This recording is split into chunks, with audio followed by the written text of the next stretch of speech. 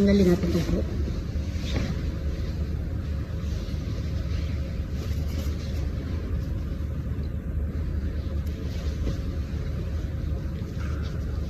Nilagyan natin ng ano na parang balabal dito.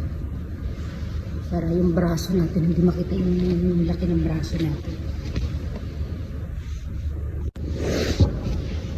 Yan. Bawal tayo mag-ingay. Kasi ano tayo, dapat mapayapa dito. Wala kasi akong pin dito. Dapat may pin ng ganyan. O, diba? Kaya ganyan na lang natin. Ayan, magkwentuhan tayo. Ang kukwento natin ay ang kwento na ni Pong Pagong sa Batibot. Sinakapanood na unang panahon. Diba? Hindi, kukuha lang ako ng profile pic. Ayan natin.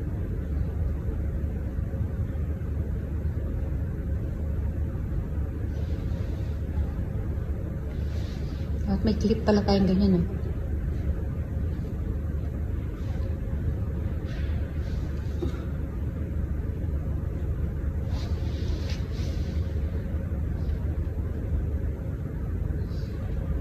Hirap na hirap sa kalayahin.